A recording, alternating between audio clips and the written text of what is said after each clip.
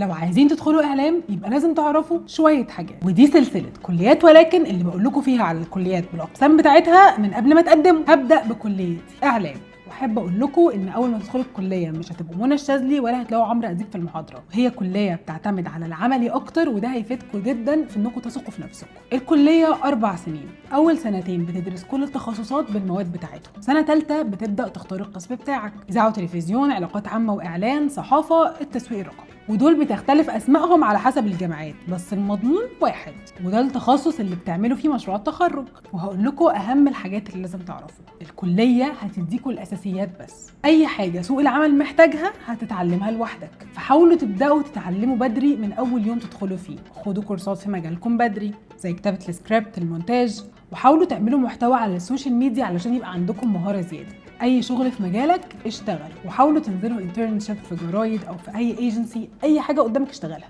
لو انت واصحابك بتفكروا تعملوا ايجنسي وتشتغلوا، اعملوا ده على طول، وتعلموا من غلطاتكم في النص عادي، وشاركوا في الاكتيفيتيز اللي بتحصل في الكليه، وما تبقوش من العيال اللي ما بتحضرش وبتيجي السكشن والامتحانات بس. واعلام موجوده في جامعات حكوميه وجامعات خاصه، وفي قسم اعلام جوه اداب بس في كليات اداب في جامعات معينه، واعلام موجوده في معاهد كمان. بس الاهم انكم لازم تبقوا بتحبوا الكليه علشان تستحملوا دراستها.